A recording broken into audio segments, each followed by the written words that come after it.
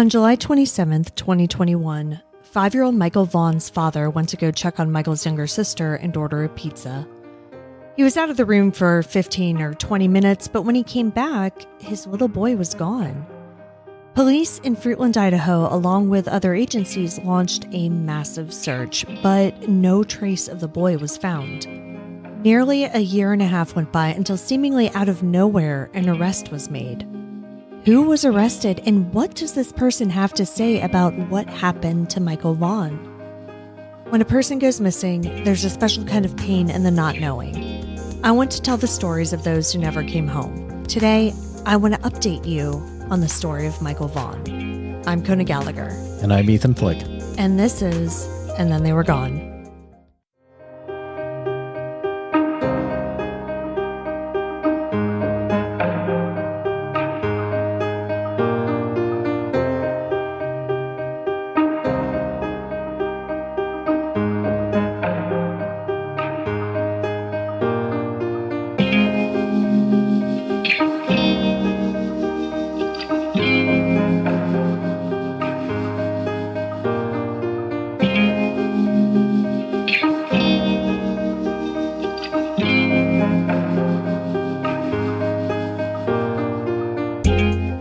Welcome back, everyone. Welcome back.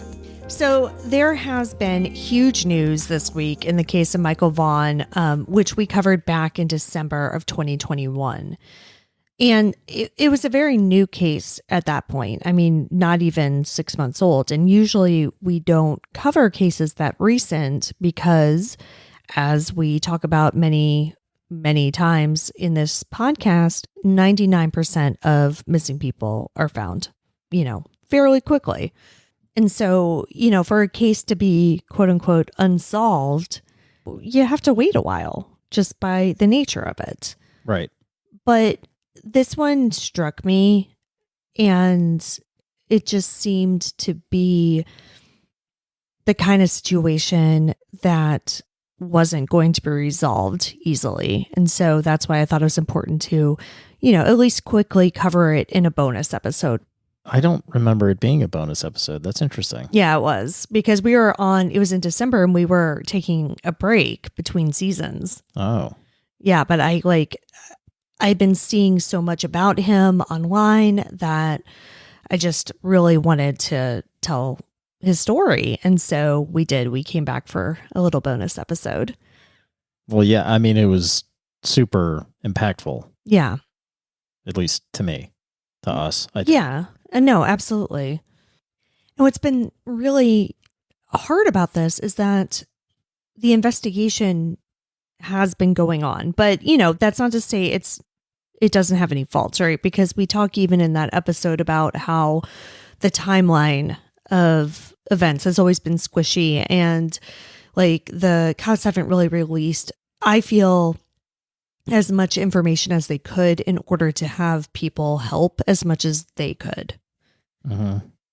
Because Fruitland Police have been asking for the public's assistance since the beginning, but they're just not giving enough information to work with. And I'll kind of talk about this a little bit more at the end, but what has happened, what I've seen, because I'm, immersed in the online, missing person, true crime community, is I've seen the lack of information coupled with, the family and the police asking for help kind of melding together into this situation where people have been going rogue, so people have been doing their own real life investigations. They have been driving to this neighborhood. They have been questioning neighbors. They have been standing in front of houses and screaming. They have been saying shit online. They have been accusing people of different things. It has been intense over the past year and a half. And you think that has to do with the lack of a hard timeline being released by the police? Yeah, I do think that that's a contributing factor for sure, because when you have people online who, genuinely in their heart, like they start from a good place, right? Like they want to help, they want to find a child. And when you don't have actual facts, you kind of start to fill them in yourselves. And people have been doing that and then coming up with these theories and then coming up with like, oh, well, this is suspicious, that is suspicious. And it's been a lot. I mean, I don't even know how to explain it to somebody like you who is not involved in this and who does not see this online every day. Yeah, right. I'm what some people would call normal. Yeah, I know. Yeah. But yeah, it's been so much. And this arrest that happened this week flies in the face of what a lot of people have been theorizing and, about online and kind of making accusations about. But again, we don't need to get into all that. I'll talk a little bit more about that in the end. I just, it is just one of those things that the rest, is one of those things that seemingly came out of nowhere. So on November 11th, 2022, the first arrest was made in this case. And I say first because it is pretty clear based on what Fruitland police have said since then that there are more people involved. And this is not the happy ending that we were all hoping for, of course, because Fruitland Police Chief J.D. Huff has publicly stated that they are looking for remains currently. Right. But I'm happy that Michael's family has at least more of a chance to get some answers than they did a week ago. And so I've been talking about all of this all week on TikTok. So, make sure you're following us there if you want to see the real-time, unhinged videos that I've been posting.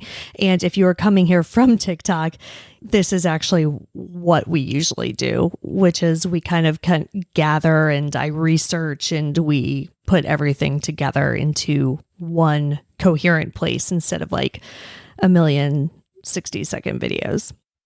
So this episode is going to be what we've learned in the past week, but this is by no means the end of the story. There's so much more that's going to be happening in this, and we will continue to follow up with this until we have some sort of a resolution. But the purpose of this episode is to gather all of the thoughts that I've been putting out in these videos into one, hopefully more coherent place. And like we usually do when we have updates on cases, I'll also put the original episode at the end of this so that you can get more context as to all of the circumstances behind Michael's disappearance. So we're going to have the update first, and then if you want more context, you can listen after the credits to the original episode. So anyway, with that extremely longer than usual preamble behind us, let's get to the updates in the Michael Vaughan case. Michael Joseph Vaughan is one of 4 children belonging to Brandy Neal and Tyler Vaughan. He has an older brother and sister as well as a younger sister. The family lives in Fruitland, Idaho, which is a small town in southwest Idaho. It's about 50 miles from Boise and it borders Oregon. And that's helpful to know because a lot of my research led to Oregon. And I had forgotten because it had been, almost a year since we did our first episode on this, that Fruitland was basically on the border of Oregon. And I just kept on seeing all these references to Oregon. I'm like, well, that seems weird. What a coincidence. But I just don't know geography, as it turns out. It's really all that is. A lot of people in this area kind of bounce back and forth between the states. One of the frustrations with this case is that, like I said, the exact timeline has been hard to nail down. But the best we figured is between 6:30 and 7 p.m., Tyler went to go check on Arya, the baby, and order a pizza. When he returned to the living room where Michael was playing video games, like I said, about 15 to 20 minutes later, Michael was gone. He, went out and looked for him, couldn't find him, and then immediately called Brandy at work to tell her that Michael had seemingly disappeared. He couldn't find him. By the time Brandy got home from work, neighbors were out searching and the police had arrived. So there was a very fast response to this, both from the neighbors and Fruitland police. Neighbors later said that they witnessed Michael knocking on doors right before his disappearance. One neighbor whose door he knocked on said that he was asking if her child could come out and play. So the child either wasn't there or the neighbor told Michael to go ask his parents first. Either way, she watched Michael until he got to his yard and then she went back inside. Then after that, though, another neighbor saw him running down the block, but she didn't think it was weird because he was heading toward like where some other kids were playing. So basically, he was just out looking for kids to play with. Now, when police arrived, they brought canines in immediately. According to Brandy, the dogs caught Michael's scent and tracked it to the end of their street away from the farm field to the right of the house and then stopped abruptly. The FBI and other agencies were called in and the search continued. Right. So the canine losing the scent abruptly indicates that there was a car involved. Right. Like that's the only way that a scent breaks so abruptly. Typically. Yeah, usually, exactly. Yeah. We talked about this in the original episode. Fruitland Police is a very small agency. I think there are like 11 cops there or something. So they very quickly called in the FBI, which is great. Despite this, there were scant clues, but there were a few vehicles and persons of interest that police released. And then, one was this like white Honda Pilot, and that was a whole big thing. And that was something that went on until very recently. And it's only recently that police say like that Honda Pilot, which was a white 2010 to 2016 model that was seen about a block away, doesn't have any connection to the house that is in question now. There was also a few people who are caught on like Ring doorbell cameras and things like that who police couldn't identify for a long time and who didn't come forward. There was one man who was on Southwest 8th Street, again, a block away from Michael's home, and he was wearing a white t-shirt and black shorts. He had dark hair. Now, this is the guy that police like apparently could not identify for months. Although I did just read that they think they know who he is and that they don't think that he's involved. So why he didn't come forward, I don't know. But it seems as though maybe he was a red herring along with the Honda Pilot. So those were just a few, though, of the tips that came in. Those were like the most actionable ones that they got. But early on, police received like over 500 tips. I mean, very quickly, but they really didn't seem to lead anywhere. And, we did the case in December of 2021, and basically all this year, like there really have not been any more updates. And so that's why I was really surprised to hear on November 13th that Fruitland Police announced an arrest.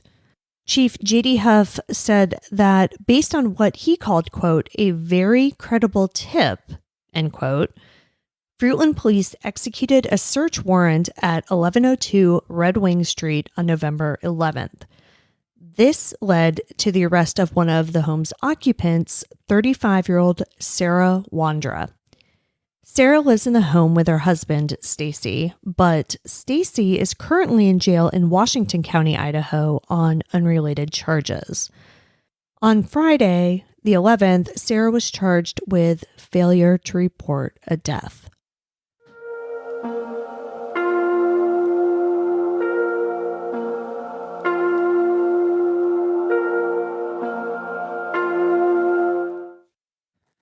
So how did they get to the conclusion that she failed to report a death? Because you said at the beginning that they hadn't found anything yet. Right. And at the time of this recording, they still haven't. So as of this moment, Michael has not been found. So I and a lot of other people, did find it very interesting that they were confident enough to announce that. Yeah. That they were charging her. Yeah, with that particular charge, right? Because, if it were just an instance that we've seen before in other cases of them trying to find something to charge her with to hold her so that they could try to get more information. I feel like there are probably other charges that they could have come up with that weren't failure to report a death. Because to me, you have to have something to back that up, right? Yeah. And when you don't have a body, you have to have something else that's pretty good, one would think. So we don't know exactly what that is. But, you know, it goes back to JD Huff saying it was a very credible tip. So we can only infer what that tip must have been at this point. So the next day, the 12th, Saturday, police began digging in the backyard where Sarah and Stacy lived with a backhoe in hopes of finding the missing little boy. Now, this is not a large yard. You know, we're not talking multiple acres or anything like that. We're talking like, you know, a decent sized yard. But like a standard a single family home. I mean, it house. looks similar to like our yard. I mean, it's just a yard, you know? Right. Despite that, Chief Huff warned the public that this was not going to be a quick process, saying, quote, "It's going to take us a while to get this done, but we're not going to stop. We're pretty confident in the information we received," end quote. Interesting. Mm-hmm. So that really makes me wonder what the source of the information was. That's what everybody's wondering, right? Because the other thing that Chief Huff said initially in that like first press conference was that the occupants of the house, who we know now to be Sarah and Stacy, were renters and that they didn't believe that the owners were involved. Okay. And that is going to be extremely interesting as we go on. So the dig started Saturday and continued in the days that followed. Huff told reporters that dirt removed from the backyard is being taken to another location for processing. He also confirmed that cadaver dogs are brought in. Like I said, as of this recording, the digs are still happening and are expected to possibly continue for another week. And did he say anything about cadaver dogs hitting on anything? No. You know, somebody had asked me on TikTok, they're like, what are they doing? Are they like literally sifting through every scoopful of dirt? And yes, like, yeah, that actually does seem pretty much like what they're doing. Yeah. Because I mean, they're literally looking for any human remains. Right. Look, a backhoe is a big machine. Yes, it digs dirt up quickly, but it can also disturb remains. But, you know, they're looking for any kind of evidence of a body being in that backyard. Right. And if you listen to our coverage or of the Kristen Smart case, or if you listen to the Your Own Backyard podcast, there are a lot of indicators of a body being buried somewhere that go beyond human remains. Right. And so I think they are looking into all of that very carefully. So at the top of everybody's list of questions, of which there are a million, has to be, who is Sarah Wandra? Right. Like, who is this lady who they think knows about Michael's death? We immediately found out that she is not somebody who Michael's family knows. So despite, you know, her house being like 4 minutes away is what the news reports kept saying. I Google mapped it. It's about a half mile away. So it's like a 4-minute drive. But, you know. Close, but not like a direct neighbor. Direct neighbor, right. Exactly. Yeah. So it totally makes sense that they wouldn't know each other, but very much in the area. And same with their husband, Stacy. Like, they don't know him either. They do not know these people. The thing that's so upsetting, I mean, I shouldn't say the thing as if there's only one. There are many things that are so upsetting about this entire situation. But if this tip proves to be accurate, then that means that Michael never left the area, that he has been within a half a mile of his home this entire time. Now, keep in mind that Sarah Wandra hasn't been charged with physically harming Michael, at least not yet. Right now, they're only saying that she knows what happened to him. Now, there was some information that was reported on that came from the probable cause affidavit, but that has since been sealed by the judge. The affidavit has. So even though I read some of the information, I wasn't able to get a hold of the documents themselves, but there were a few Idaho newspapers who reported on it before it was sealed. So I was able to read some quotes from the affidavit that were very illuminating. But again, since it has been sealed, I don't want to get into the specifics of it. But what I will say is that her statements on the day of her arrest make it seem like Fruitland police are indeed on the right track.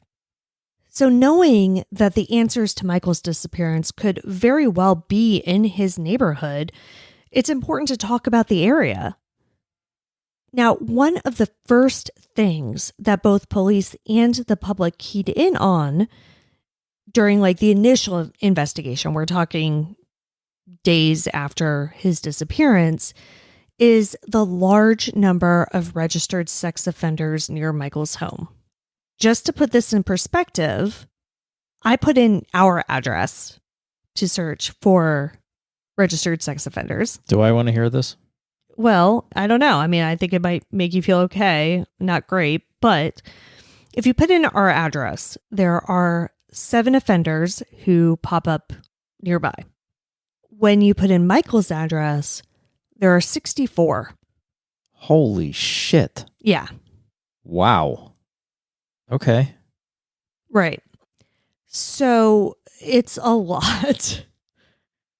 And to be fair, because they are so close to Oregon, I think part of some of those people are in Oregon, but I don't think the state borders necessarily matter. Right. Yeah.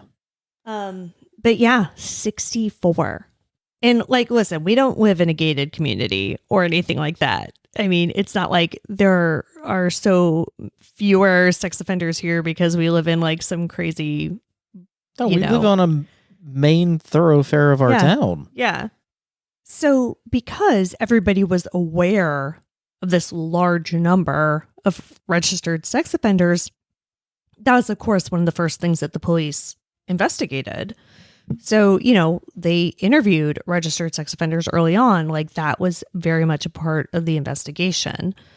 But despite recent speculation that I have been seeing online since the arrest, neither Sarah nor her husband Stacy are on that list.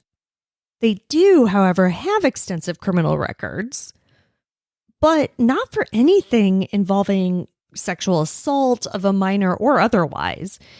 In fact, their crimes are mostly nonviolent, like theft, mail fraud, identity theft, things like that. I mean, it's more like financial than anything else. I was looking at, one of their social media accounts, and there was an old business partner who was accusing them of stealing from him. It's stuff like that. So Sarah and Stacy were married on April 13th, 2018. I mentioned Sarah's 35, Stacy's currently 30. They bounced back and forth between Fruitland and Oregon, and they got arrested in both places. At one point, Stacy actually had a fugitive warrant out for him, from Oregon. When they came back to Fruitland, he was an Oregon, fugitive. Both of them have a large presence on social media that has not been locked down by authorities yet. So it's still there. That's interesting. Yeah, it is. Especially Sarah. She was very, literally posting multiple times a day, that type. And if you take a basic look at their social media, you see a lot of pictures of them together, a lot of pictures of them in bed together, kissing, and, a lot of whatever, very together.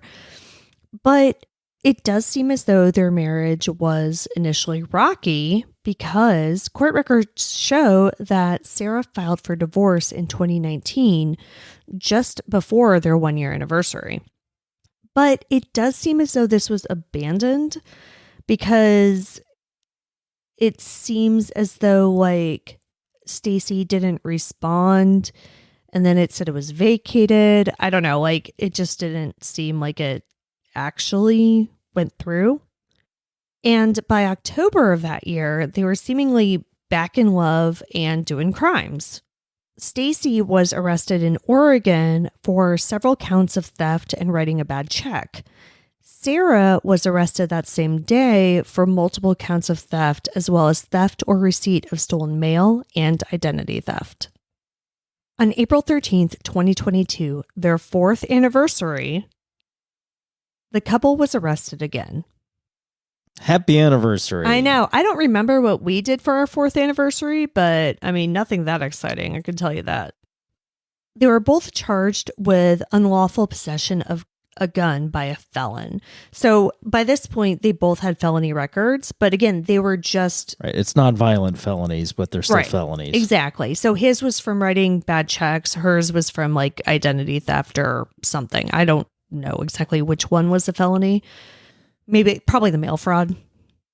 Yeah. But felony plus firearms should be 5 years. Well, yeah. So we'll get to that. So that's what they were arrested for. That's what they were originally charged with. Yes. Okay. So on April 13th of this year, Stacy was only charged with that. Sarah was charged with that and aggravated assault with a deadly weapon, destruction of evidence, battery, and possession of a controlled substance. Okay. And all of this was very confusing to me because law enforcement records aren't great. No, they are not. Especially when you're skipping around jurisdictions. So it was very confusing to me because they were both arrested on these charges in April. And I had heard before I started looking into this that Stacy was currently in jail. And then I saw this arrest. I was like, oh, in April, like, okay. And then I'm going through, because they were arrested in Payette County, which is the county that Fruitland is in. So I'm like looking through the Payette County records. It has all of like the hearings, right? So it's like the plea, the evidentiary hearing, the preliminary hearing, do. And then it's like May 17th, case dismissed. And then the same thing for Sarah. And it's like all of these charges. And then it says case dismissed. And I said, that's weird. Case dismissed. Right. And I was like, that's crazy. And so when you can see it in one of my videos and I'm like, well, yeah, I don't know. I kept on hearing that he's in jail, but according to this, like his case was dismissed in May. So I don't know. But what I have learned from another helpful TikTok watcher is that he is currently being held in Washington County, Idaho. And I don't know why specifically Washington County, but it sounds like he is being held there on the federal gun charges. So I don't know if this makes sense. Like, you tell me, like, is it a thing to be held in a county jail for a federal crime when you're awaiting trial? Because he got transferred there. So that's the thing. Like, those charges were dismissed in Payette County because the county is like, this is not our deal, is what it sounds like. We're just kicking it over to the feds. And then Stacy has been in Washington County ever since, awaiting his trial on these federal gun charges. That's not actually that surprising, especially considering this seems like not a rural area, but not a big city. Yeah. So the thing about the feds is that, they don't have housing facilities for federal violators awaiting trial. Okay. So there are no like federal jails that you sit in when you're... No. So they obviously use local jails to hold until trial, and then yes, there are federal prisons. Obviously. Yes. Yeah. But there's no like just weird random pop-up federal jails where they're just going to hold like the Harry Potter experience. Yeah, just like a pop-up like that's not really a thing.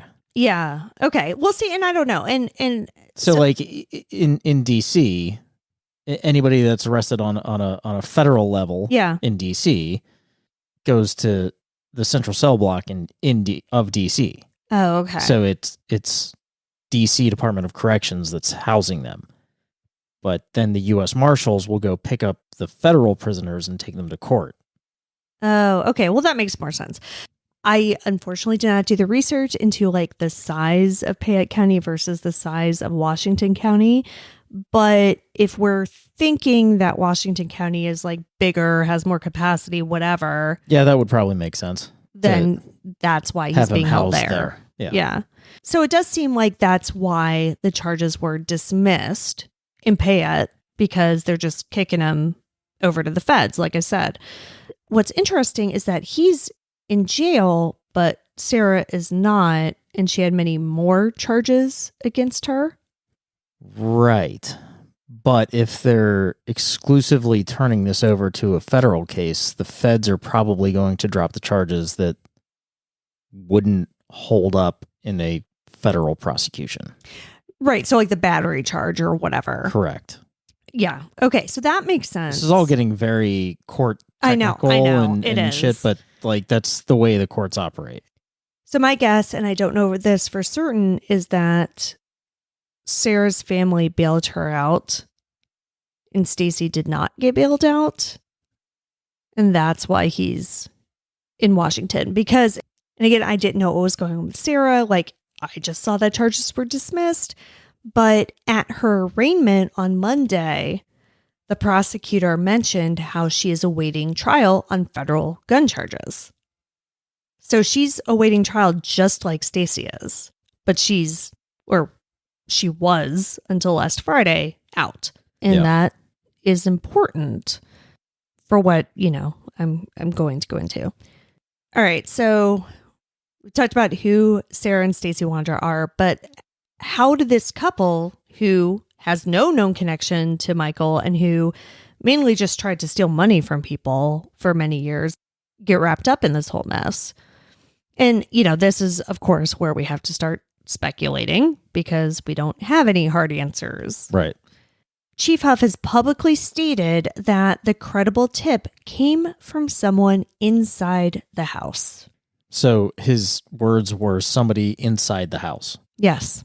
Somebody that lives inside the house, or because we're talking about owners versus renters also. He made a point to say that the owners were not involved. Not involved does not mean they were not the tipsters. That's true. That's true. So I don't know, but he said inside the house. He didn't say associated with the house. I feel like inside the house is a very specific thing to say. It does lend itself to being somebody that lives right inside. He didn't use the word lives. Right. Somebody inside the house. Yeah. Not lives inside the house. Right. If we're talking about inside the house to mean people who live inside the house, from what I've been able to find, despite there's been some talk about a roommate or whatever, I haven't been able to find any evidence of a roommate. From what I have been able to find, Sarah and Stacy are the only people who currently live in that home. At least legally. Right. But I was talking about another case with somebody like yesterday, and typically, even if they're not quote unquote legally living there, meaning they're not on the lease or, whatever, if they receive mail at that address, then it does show up on a background report as like a known location. And the only two people that I could find for that address at this time were Sarah and Stacy. And that's not 100% infallible for sure, but it's what we got. So anyway, Sarah seemed caught off guard when police showed up at her home on Friday, and it does not at all seem like this tip came from her. Like, she did not seem to know why they were there at first. She obviously quickly figured it out, but it doesn't sound like, oh, I called you, now you're here. Like, okay. If we are talking about somebody who lives in the house, the only person logically who is left is Stacy. He's been sitting in jail for months. He's facing federal gun charges. Could he have had a crisis of conscience? Or is this a jailhouse snitch? Well, maybe not so much a jailhouse snitch, because jailhouse snitches generally don't like snitch on themselves, but he could be trying to make a deal of some sort. And if you look at the couple's behavior on social media, a lot of it could, in fact, seem like a crisis of conscience. Sarah's TikTok account went dormant in 2020, but she came back in September of 2021 with almost exclusively religious content. There are a lot of Bible passages and talk about how Jesus loves everyone, but there's also talk about the rapture and how Jesus is coming back soon. So here's a clip from one video just to give you an idea of the general tone of these. So, I don't know if I'm the only Christian that's noticed this lately, but since all this chaos started happening, I just noticed a lot of people seem to be pushing their witchcraft on here. And I'm not saying that people can't believe what they want to, because that's totally up to them. But as a fellow believer, I'm just trying to warn my fellow Christians or anybody that is seeking God that that's no good. That is straight talking to the devil and letting him talk to you. Don't forget, the Bible says that the devil disguises himself as an angel of light. So just because it looks good doesn't mean the brownies are on point. Sometimes they're burnt and you don't even know it till you eat one. You know what I mean? So that was Sarah Wandra. Okay. It's a lot of that, but then also Bible verses and also the rapture. I mean, she sounds like a loon, but I don't get any indication of kidnapping and murdering a child. No. And that's what's so confounding about this is they both seem a little off, but not in a way that you're like, oh yes, now it makes sense. However, there has been some more disturbing behavior since July 27th, 2021, when Michael went missing. Stacy's posts also had a religious slant to them, but not to the extent of Sarah's. His posts, to me, though, were even more disturbing. On July 28th, the day after Michael went missing, he posted about Michael's disappearance on Facebook. Okay. And on its face, on July 28th, nobody thought that was a red flag because, again, he lived like in the neighborhood, right? It's normal to post on Facebook about a missing kid in your neighborhood. So this is all of this. It's like only upsetting in hindsight. So he posted about Michael the day after his disappearance and then temporarily changed his profile picture to Michael's photo, which does seem a bit stranger to me. I mean, yes, but again, we're looking, like you said, in hindsight, at things right through hindsight. So he made Michael's photo his profile picture like days afterwards, and it was just his picture. It wasn't his missing poster. It wasn't anything like that, to the point where one of the comments on it was just from some random person who was like, oh, is that you? Like when you were a little kid. And he was like, no, this is like a kid who's missing in my neighborhood. And they're like, oh, okay. Like that is a little odd.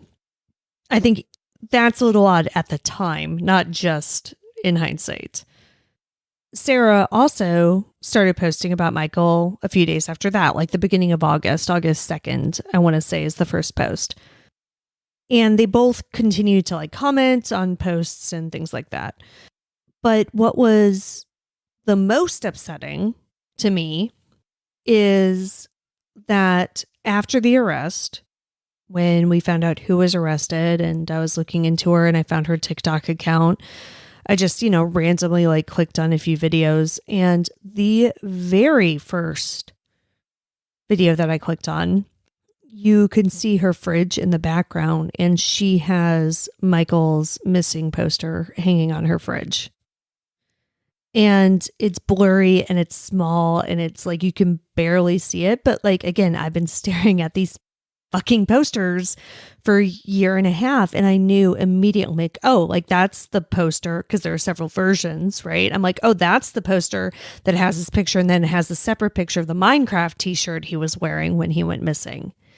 And I pulled it up and I reversed it, because like TikTok videos, it reverses it and it's the same fucking poster. And I think more than the social media stuff, seeing that was really upsetting. His little face has been looking at them every time they went into the fridge to get milk. And we don't have the answers yet, and we don't know what happened. But after a year and a half of basically nothing, the police felt confident enough to arrest this woman. And all I could think about is Michael's mother and family knowing that this woman is sitting in jail for concealing the death of their son, and his little face was on her fridge the entire time. And obviously, like, I've known about that all week, and like, it really, and I've talked about it, and have watched the video several times, and I just didn't really hit me until just now how truly awful that is. Why do you think they would have that there? I don't know. If we are to presume that they or one of them took Michael, did something terrible, why would they put his missing poster up on their fridge? Guilt, maybe. I don't know. I'm not a religious person, and I don't know if there's like some sort of penance, some sort of something involved in having to look at him every day. This is like self-flagellation. I don't know. I mean, we're just so speculating right now. I have no idea. I don't know. But it's not uncommon for perpetrators to like involve themselves in the crime and, keep close tabs on the crime and things like that. Right. And so I think a lot of the Facebook posts and things like that could be explained in that way. But yeah, the poster is just on another level, I feel like. And I don't know the answer. But so getting back to like all of what we know now, right? The creepy posts, like their criminal history, the proximity to Michael's house, like there still seems to be a major missing piece, if not several major missing pieces, right? Yeah. Like it's still not coming together. It's still not making sense. Correct. Yeah. This is not a crime that this couple, it's not their MO. Exactly. It doesn't, it's just not something you're like, oh, sense. yes, of course it's them. Like, no, of course, like not at all. Right. Now, of course, not, nothing about any of these cases like this makes any sense. Right. But this one is like real left field because there's no indication of pedophilia. There's no indication of any real physical harm. No, not that I know of, at least not as far as their arrest records go. Exactly, that I've been able to find, because again, when you switch jurisdictions, it's so hard. However, Sarah did talk in a TikTok post about how she was sexually molested as a child, but that's it. Like beyond being a victim. Right, but that doesn't like how does that jump to Abducting and abducting a child? It doesn't, right? Like that's not an A to B line. No, at all. Definitely not. Like, but that is the only kind of connection, right? Like that's more of a connection than mail fraud. Yeah, for sure. But it seems as though if we're talking about Michael being in the neighborhood, then we need to talk about the neighborhood. Sarah and Stacy have only had intermittent employment. I mentioned, like a previous like business partner of Stacy's was accusing them of stealing. So in Oregon, they had like an auto body or auto mechanic kind of place. So I guess like that's what Stacy does. He's a mechanic. And so they had a business in Oregon. And I don't know if that's the guy who was like accusing them. I didn't look that deeply into it, but that's what they were doing in Oregon. Now, in Idaho, they had been running some sort of a taxi service. Like, I don't know, like some just like weird taxi service. Like that's what she's been doing. And then also on her Facebook, she said something about a laundry service that she had just launched. I don't know much about that. The taxi service seems to be like the main thing. So it seems as though like the couple is largely supported by Sarah's family. At her arraignment on Monday, Sarah said that her only asset is her car, which she co-owns with her father. Her father also owns the house on Red Wing Street where she and Stacy live. So they're the owners. Oh, interesting. I thought so. And then what's even more interesting is that I believe, but I'm not 100%, I believe it's her father and stepmother who own the house, but they also live in the neighborhood on a different street. So that's interesting. No, wait. Who did you say molested her as a child? Her biological brother. And apparently her biological mother like knew about it or was involved somehow. That I'm not sure about. But I don't know. Somebody can correct me who like really did a deep dive into her videos because I just simply could not. I don't believe like her father was involved in any of this. Okay. But she does refer to her as her biological mother. And I don't believe that's who the woman is who lives in the neighborhood now. But anyway, so her parents own the house that they live in on Red Wing Street. They live in the same neighborhood, in the same development, on a different street. But there's a third relative who I think maybe her uncle, though I'm just kind of guessing on that, who lives directly across the street from her on Red Wing. So 3 houses in this neighborhood are owned by Sarah's family. So there's that. Then also interesting about this neighborhood is, I talked about the 65 registered sex offenders. 3 of them live together in the house next door to Sarah and Stacy. They share a fence.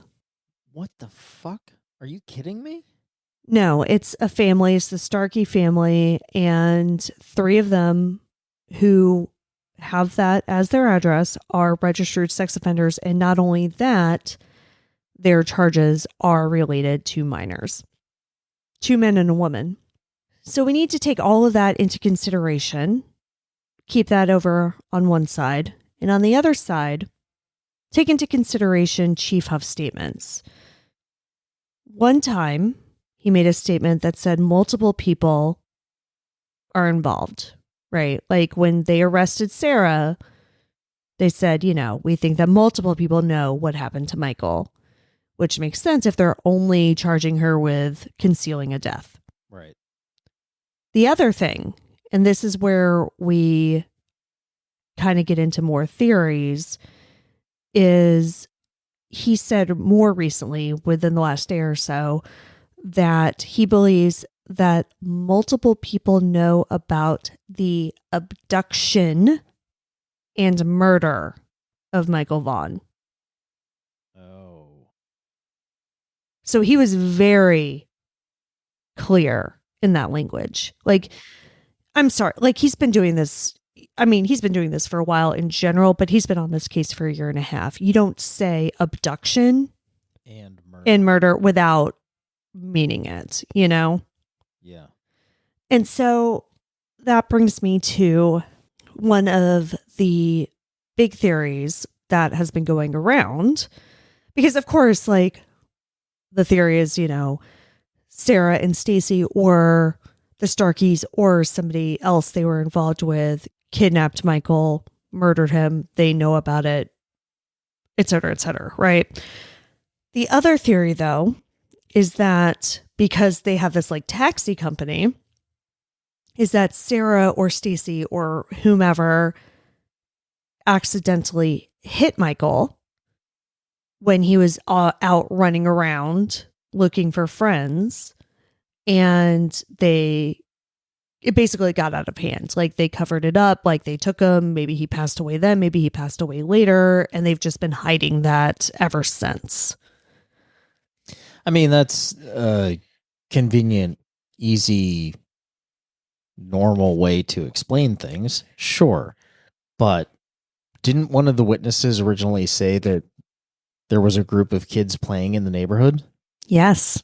So if Michael had been hit by a car, don't you think somebody in the group of kids that were playing around there would have seen it and said something or screamed or whatever? Yes. Thank you. That is exactly my point. And not even that, right? Like, even if nobody saw it because it's on like a side street or whatever, they would have heard something. Exactly. Because something like this just happened to us.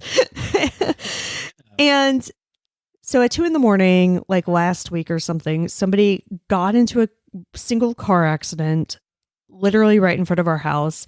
They actually crashed their car and went onto our next door neighbor's lawn. This is at 2 a.m. You didn't wake up because you just will sleep through anything. I don't sleep.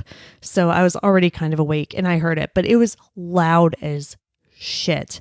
And I get it. If you're dead asleep, like whatever, you're not going to wake up. But when Michael went missing, it was the evening. It was like 6:30, 7 o'clock, whatever. And at the end of July, it's still broad daylight.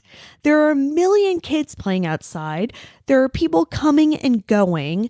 There is not a chance in hell that a child could have been run over by a fucking car and nobody would notice. Right. Yeah. Right? Not even. Let's exclude the group of kids playing because. Yeah, forget about that. Kids are dumb. But like. This is a suburban neighborhood. Yeah.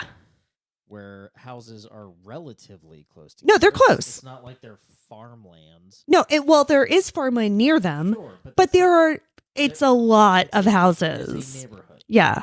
So, yeah, like if a car hits a child, even if the child doesn't make any noise, like there's going to be noise. Yes. The accident from the people that get out and start whatever. Right. Yeah. No, I mean, there's just no way. It's not like they were driving through the cornfield and then hit him. Like it, it had to have been on a street with houses. And there's just no feasible way to me that could have happened at that time of day and nobody would have noticed. Yeah. Especially in the past year and a half, nobody would have said, I did hear something kind of weird. Like, especially considering the outpouring of neighborhood support. Exactly. Like, there's just no way. And so that's the common sense part of it, right?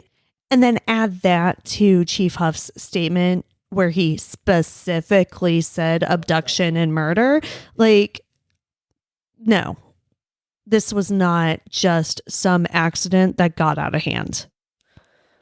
So then the question is, what involvement do the sexual predator neighbors have with Stacy? Well, so that's up in the air, right? Because, you hear like some people are like, oh, they don't really know each other. And then you hear other people say, well, actually, they would like help out with the taxi business. Like, so I don't know. I don't know the answer to that.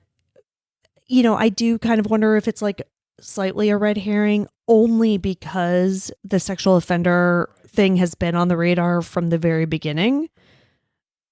But I mean, if the police are that confident, Those tend to be looking in their yeah. Yes. Right. And so I should talk about the search a little bit. So, they did slow down the search, even though it's not done. And they did say that they were kind of doing finer searches, meaning like not so much backhoe searches, but like smaller instrument searches, but then also focusing on the inside of the house too. See if there's anything they could find there. So like that is shifting in terms of whether or not they'll get probable cause to search the Starkeys property. We don't know at this point. Yeah, I mean that would be pretty tough unless you. Yeah, you need more than just exactly. You need more than just like, they're sex offenders. Like that's not enough.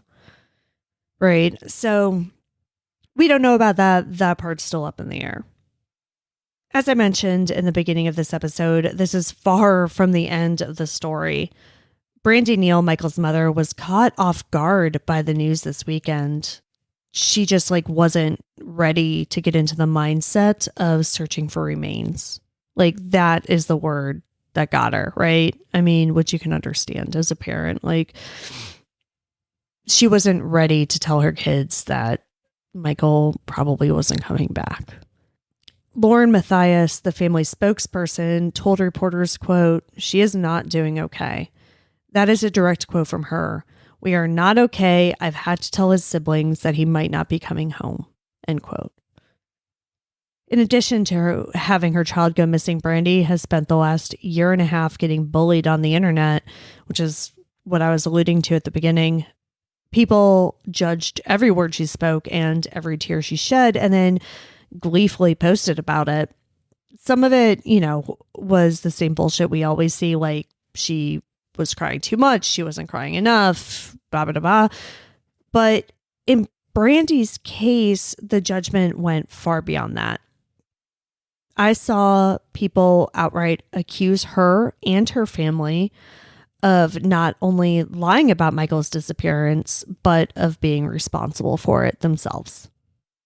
And even today, like literally the morning that we're recording this, after the arrest, after everything, I saw two people standing by that on Twitter being like, yeah, no, they were lying. Like they haven't been telling the truth. We were just pointing that out. Like whatever.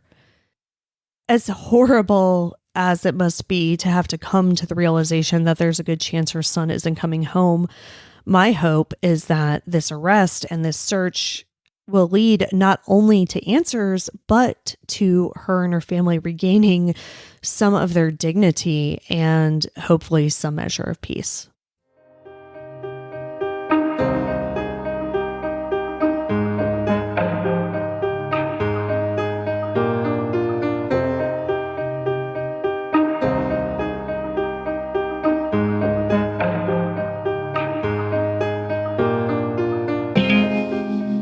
Michael Joseph Vaughan has been missing from Fruitland, Idaho since July 27th, 2021. He was 3'7" and 50 pounds at the time of his disappearance. He has blonde hair and blue eyes. Michael was last seen wearing a blue Minecraft t-shirt, blue boxer briefs, and flip-flops. He was 5 years old when he went missing. He would be 6 today. Anyone with any information is urged to contact the Fruitland Police Department at 208-642-6006, extension 0. or contact the department through its tip line at findmichael@fruitland.org. You can see all the sources for this episode along with photos and videos at our website, andthentheyweregone.com. And be sure to follow us on social, and then They Were Gone Pod on Facebook and at ATTWG Pod on Instagram, TikTok, and Twitter. If you like what we're doing, please subscribe and consider leaving a 5-star review on Apple Podcasts. It will help new listeners find us. And the more people that listen, the more chances we have of bringing someone home. Thank you for tuning into this bonus episode. Stay tuned after this for our original episode of Michael Vaughan's disappearance. And we'll see you here next week for a brand new episode. See you next week. And Then They Were Gone is hosted by Kona Gallagher and Ethan Flick. All research, writing, and editing is done by Kona Gallagher. Theme music is The Stork by Ketsa. Additional music is provided by Kai Engel. And Then They Were Gone is a Little Monster production. Hey, you can do it!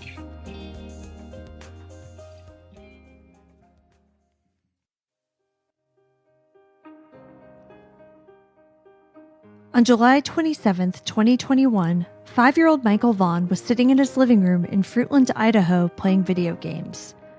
His father left him there to go check on Michael's younger sister and order a pizza. He was gone for maybe 15 or 20 minutes, but when he came back, his little boy was gone. Now, 4 months later, Michael Monkey Vaughan is still missing, and his parents are begging for police and the public not to let his case go cold. When a person goes missing, there's a special kind of pain in the not knowing. I want to tell the stories of those who never came home. I want to tell you the story of Michael Vaughan. I'm Kona Gallagher. And I'm Ethan Flick. And this is And Then They Were Gone.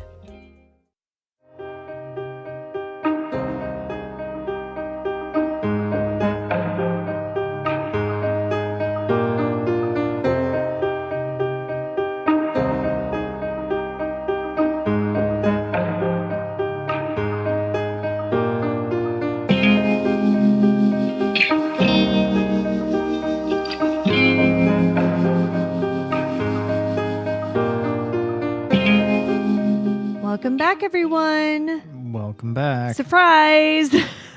I guess we're not taking a hiatus.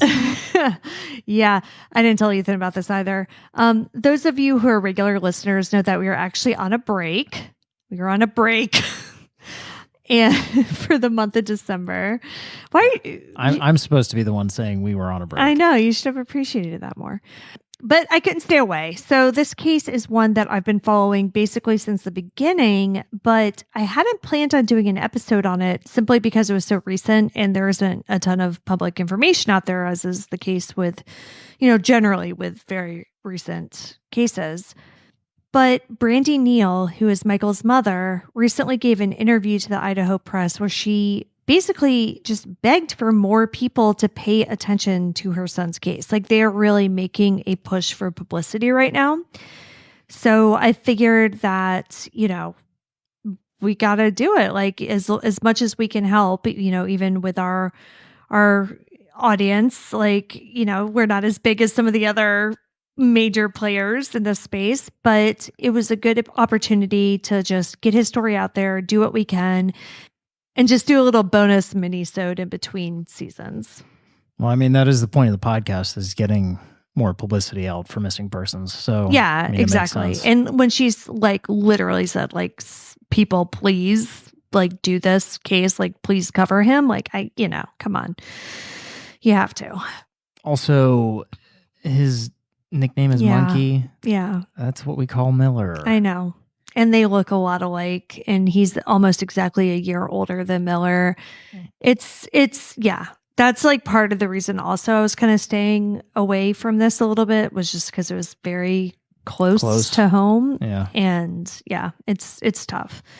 But all right, so before we get started, we do have a few announcements to make, since, we haven't spoken to you all in a little bit. We finally have a merch store, which is exciting. We still don't have any of our own merch. Don't worry about it. It also doesn't have a good URL yet, but I put the link in the show notes, so you can go and click on it there and check it out. We are also proud to announce that we are now members of the Darkcast Podcast Network. Yay. Yeah, we're joining other indie podcasts, including Reverie True Crime, The Jury Room, Brew Crime Podcast, and more. So that's very exciting. For you guys, like, not much is going to change, except we'll sometimes be playing promos for other shows, but like, that's just a good way to discover new shows to listen to. Yeah. And also, our podcast will be played on other. Yeah. As a what? A promo. I'm not even gonna say it. Include it. Don't even edit that. Oh no, I'll leave that in. I'll definitely leave that in. I'd also like to take a moment to thank our newest Patreon members. You're the absolute best. So thank you to Sarah O, Matt S, Adriana V, and Kaveta B. If you'd like to join us, you can do so over at patreon.com/ATTWGpod. And just as a heads up, starting in January, we will have a few ads on the podcast here or there. Ethan's looking at me because I haven't told him this either, but it's fine. Patreon members, though, will be able to get the episodes early, which they already do, but also ad-free. Wait, does this mean we have sponsors? Yeah, we've got a few ads coming up in January. Like, don't get too excited, but it's going to be good. It's going to be good. Neat. But enough about us, because who cares? Let's get to Michael Vaughan. Michael Joseph Vaughan was born on June 26, 2016 to Brandy Neal and Tyler Vaughan. Michael is one of 4 children. He has an older brother and sister, as well as a younger sister. The family lives in Fruitland, Idaho, which is a small town in southwest Idaho. It's about 50 miles from Boise, and Fruitland actually borders Oregon. As of the 2010 census, there are fewer than 5,000 people living in this town. And from what I understand, that number has not grown significantly in the past decade. So does that mean there's like one stoplight, a McDonald's on one end of the town, and a Sheetz on the other? I would assume so. I don't know. Maybe it's Wawa. Wawa. Yeah. I don't know what they have. Yeah. Or a Come and Go. I don't know like what's out in Idaho. What's a Come and Go? That's like, it's the same thing. It's like a Sheetz, a Wawa, a Come and Go. I have never a Circle seen K. or heard of a Come and Go. Yeah, like a Circle K. Like those are they're the same basic idea, just regionally different. Okay. So I don't know what they have, but yeah, probably something like that. So it really does seem to be like that quintessential small town in the Midwest, that you would see on movies and TV shows. It's the type of place where kids still play outside and everyone knows each other. And that is important to know in terms of the circumstances surrounding Michael's disappearance, because this is also a rural area. Michael and his family, they live in a subdivision, but it's surrounded by farmland. As I mentioned, and as you keyed in on, Michael does go by the nickname Monkey in his family, which, is what we call our youngest son, Miller. And, in addition to that, and being around the same age, they both have the same interests that all boys seem to have at that age. So they're both into monster trucks, superheroes, cars, and just being completely insane. His mother describes him as a sweet and energetic boy and says that his laugh is absolutely infectious. It seems as though Michael and his family had a pretty normal life. They went camping, and Brandy's Facebook is filled with photos and videos of her kids just playing in the backyard, eating ice cream, just, typical things that you post on Facebook. And there was nothing really special about July 27th, 2021 either. Brandy had to work that day, and she told the Idaho Press that Michael actually asked her not to go, which isn't something that he usually did. But, she had to. It was a work day. So that evening, as I mentioned, Michael was in the living room playing video games. Now, I'm not sure where his older siblings were or his grandfather, who I think also lives with them. Police haven't really divulged a lot of the actual circumstances around Michael's disappearance, so when you go into all the online forums, there's a lot of frustration around that. But it's way too early in the case. Yeah. I mean, at this point, it's still very, very active, I'm sure. Oh, absolutely. This is they're not at the point where they're seeking public assistance. Yeah, not really, no. Yeah. And they are keeping a lot of things close to the vest. So we don't know, like the minute by minute timeline Sure. leading up to Michael disappearing. So I'm just kind of piecing this together based on, different sources. But I do know that at the very least, Michael, his father Tyler, and his baby sister Aria were home. According to Tyler, between 6:30 and 7 p.m., he went to go check on Aria and order a pizza. When he returned to the living room 15 to 20 minutes later, Michael was gone. Tyler immediately called Brandy at work and said that he couldn't find Michael. So, I shouldn't say immediately. It's not like he walked into the living room, didn't see Michael, and then picked up the phone. Like, he looked for him. Right. He looked around the house. He looked in like the he backyard. wasn't, Yeah. But yeah, when it was clear that he wasn't just in another room or in the backyard or whatever, like, Tyler called Brandy. So Brandy realized it was serious. She actually left work and she came home. But by the time she got to their house, neighbors were out searching and the police had already arrived. Now, it's getting late at this point, but it's the middle of summer, so it's not dark yet. Right. Brandy says that she ran around the neighborhood, knocking on every door, asking if anybody had seen her son. And it turns out that some people had. The Idaho Press article says that neighbors did witness Michael knocking on doors right before his disappearance. He was outside knocking on doors? He was outside, yeah. Now, this does kind of seem a little weird considering that when Michael was last seen, he was wearing a blue Minecraft t-shirt and boxer briefs. So, he wasn't dressed to go outside and play. He was dressed to be in his living room playing video games, which is what he was doing. Right. So my first thought when I hear about a kid in his underwear knocking on doors is that he's in distress. But there were some Facebook comments that indicate that that wasn't the case. One neighbor whose door he knocked on said that he just came out and asked if her child could come out and play. I couldn't gather whether or not the kid wasn't there or if the neighbor just told Michael, yeah, but go ask your parents first. But either way, Michael left and she watched him walk back to his house because she was apparently only a few doors down or around the corner or something like that. And she saw him and she watched him until he got to his front yard. And then she went back inside. Then another neighbor saw him after that running down the block, but that neighbor didn't think it was weird because Michael was heading toward where some other kids were playing. And so he just assumed, he's running over to go play with those kids. And, this is just the kind of neighborhood where you did that. You would see kids running around to go join other kids. That was not a weird thing that would necessarily stick out in anybody's mind. Now, again, this is all based on Facebook comments, not law enforcement statements. Sure. But when Michael wasn't found in the immediate area, the entire neighborhood started searching for him. The police even brought canines in immediately. According to Brandy, the dogs caught Michael's scent and tracked it to the end of their street, away from the farm field to the right of the house, but then stopped abruptly. Now, canines certainly aren't infallible. This isn't a science necessarily, but an abrupt stop like that is not really what you want to see in a situation like this. No, it leads me to believe vehicle abduction. Right. Yeah. But as we have discussed on previous episodes, if that were the case, then we're talking about somebody that's been stalking the neighborhood, not necessarily the child. Now, this investigation was immediately made a top priority. This is 2021. This isn't like 1976, like some of our other cases where they're like, oh, it's the 5-year-old. He's probably out on the train tracks making a new life for himself. Yeah, he's probably fine.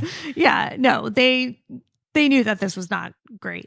And this is one of those cases where it really does seem like the responding police department did everything that they possibly could. Because Fruitland is such a small town, so is their police department. They only have 12 officers. Wow. Yeah. So Police Chief J.D. Huff immediately knew that they were in over their heads. And he wasn't afraid to ask for help, which is exactly what you want to see in a situation absolutely. like this. Good for him. Yeah, absolutely. He immediately called in the FBI. and neighboring agencies. So like Idaho State Police, Yeah. People like that, they all came in. And in the days and weeks following Michael's disappearance, they combed farmland, used drones, helicopters, divers, boats, like everything that they could.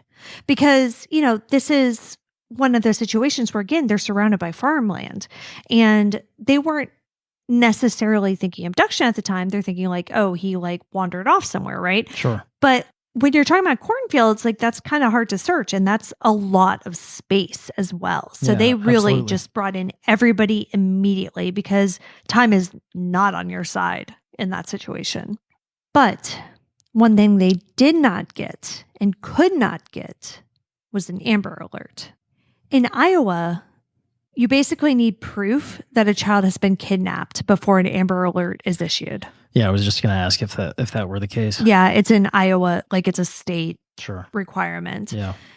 And Fruitland Police simply didn't have that. No, there's no evidence here of an abduction. No. And you also have to like have that evidence within 12 hours of the child being missing. Like that's the other thing. And, at the beginning, it was just as likely, if not more likely, that Michael had simply wandered off. But Michael's family and their supporters believe that this was a critical mistake that led to the little boy remaining missing now over 4 months later. In fact, I told you at the beginning that Brandy, the family, like everybody is making a huge push for, press and for the case not to go cold right now. They're also all over social media trying to still push for an Amber Alert even now. Now, part of that is because they're trying to get more national attention on this case. And part of it is because the investigation has uncovered some new information in recent months.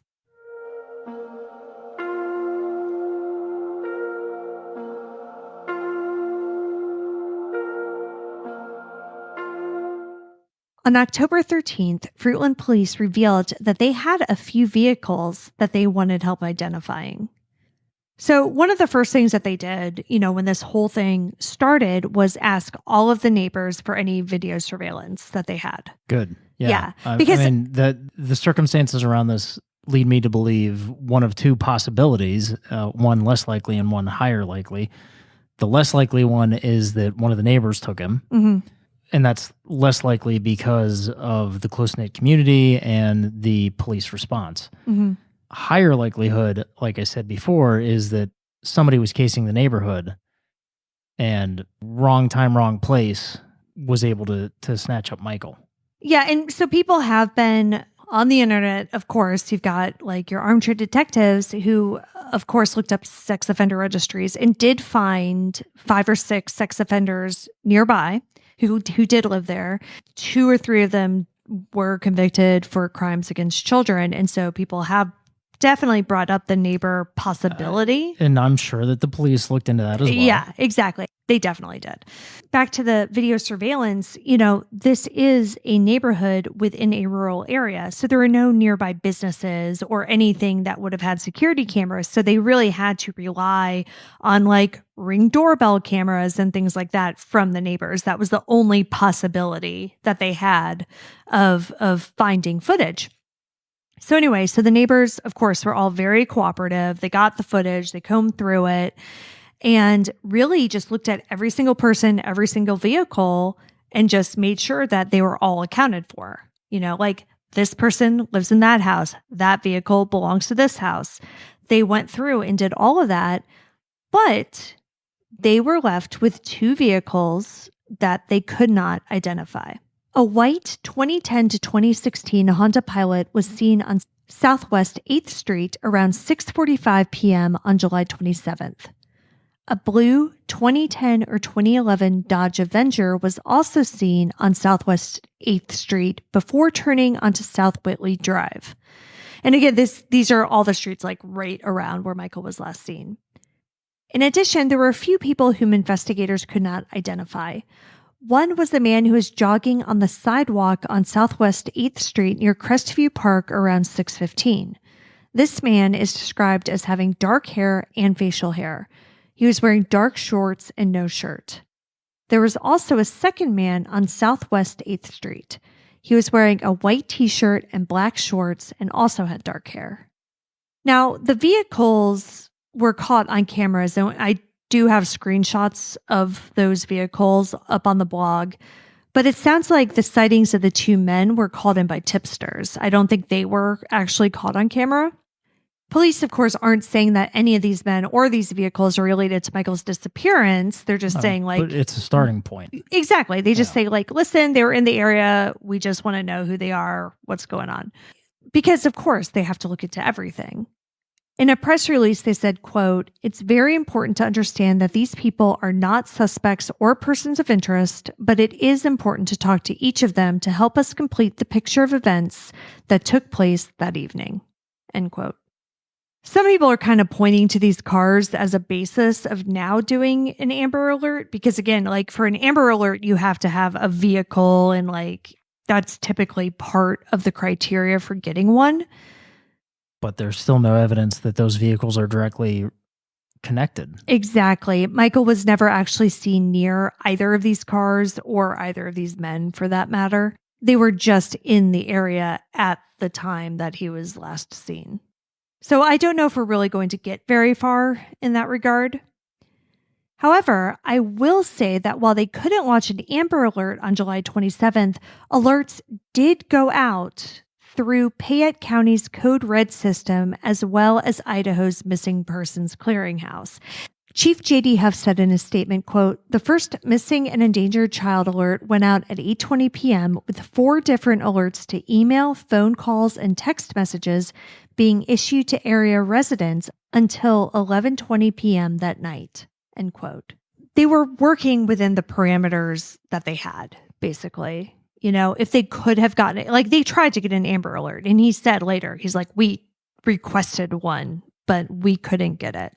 They tried to do what they could do. And so when they couldn't get that, they did these other alerts, which were more locally focused. Yeah. Good on them for being proactive and doing what they can.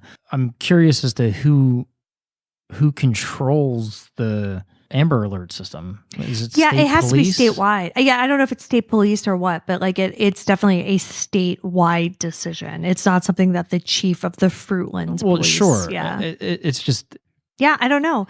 And that's one of the things that Brandy is pushing for now, is to change the criteria, because the criteria is different based on states. So Oregon, which again, right over the border, there, the police just have to have a reasonable suspicion that an abduction has taken place. Well, I'm kind of leaning in that direction here also. Like what harm is it going to do?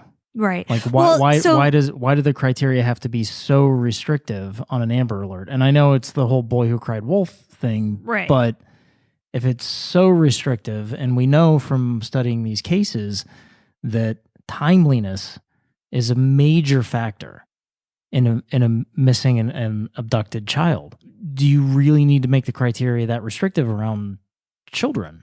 Yeah, no, and I do agree, especially when you have somebody that young. And it's tough though, because you don't want people to be desensitized to these alerts, which is the fear that if you have too many, because again, 99% of kids who are reported missing are found very quickly. But you're right. But in situations like this, like you could be wasting precious time. And when you have the technology, why not use it? Right. So it's tough. Like, and I understand where kind of both sides are coming from. But yeah, I would tend to err on the side of like what Oregon would say, where, there's a reasonable suspicion of an abduction, right, as opposed to like having to actually physically see somebody getting snatched and put into a car or whatever. Right. I mean, at this point, they had already done searches of fields. Right. And he's 5. Like, he couldn't have gotten that far, on his own. Right. Like, had he just wandered off, yes, like, he's not going to be 10 miles away. Right. And the eyewitness accounts seem to point to him being out and about in the neighborhood. Yeah. At that time. And then you have the canine hit that tracks him to a road, and then it stops. Right, right. I mean, again, this is not evidence that you could take to court, but it's reasonable to assume what happened. And of course, Brandy's like, listen, like he grew up around these like farms. He knows not to just wander off into a cornfield. This isn't his first day here, you know? So yeah, you're right. It's just a tough situation. Fruitland police have said from the beginning that Michael's family has been cooperating with police, and it doesn't seem as though either of the parents has really been treated as a suspect. Of course, I mean, I'm sure initially there were questions you have asked, to but you have to assume that one or both of the parents had something to do with it, but this is just one of those cases where that does not seem to have been a primary route of investigation. So if you kind of rule that out, then the two options you're left with are stranger abduction, or that he wandered off and got lost in the farmland or a nearby canal. Police continued their extensive searches in the nearby area because statistically, Michael wandering off is a more likely scenario. They reportedly searched the cornfield by his house row by row, but found no trace of the 5-year-old. By the end of September, 2 months after Michael's disappearance, the cornfields had been harvested and cleared, and there was no trace of him. This is why, at a press conference on November 19th, Chief Huff said that there was an increased probability that Michael Vaughan was abducted. And he says this basically because they've exhausted all of the other options. They have searched everywhere that he could have reasonably been and turned up absolutely nothing. They have had over 550 tips come in, most of which have been cleared, but some that they are still investigating. They're also still trying to get more information on the vehicles that I mentioned earlier and the men in the area that were seen around the time of Michael's disappearance. The Fruitland community and the Fruitland Police Department have all rallied around Michael's family. Brandy told the Idaho Press that she can barely work and that her other kids have been affected as well. She said her 2-year-old daughter, Aria, barely plays with her toys anymore, and her older daughter, Kira, said that she didn't want to have a birthday party this year.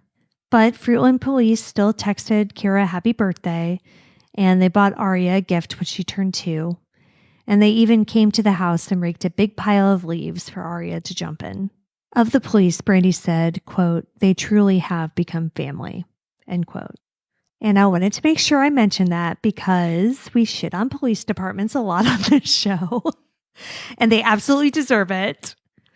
But Chief Huff has been taking this case very personally, as has his entire team. And I do not doubt that this case is something that they think about from the moment they wake up in the morning until the moment they go to bed at night. Now that it's been over 4 months without her son and the holidays are fast approaching, Brandy wants to make sure that everyone knows Michael's story. She said at the press conference in November, quote, "He has not been home, and we need every one of you. I need you. I need your help to bring my baby home," end quote. So we want to do our part and tell Michael's story and keep his name out there. Please share this episode, share the missing posters, share anything that you see about Michael Vaughan. There are Facebook groups, there are people on Twitter posting about him constantly. And just maybe somebody out there who can help will see it.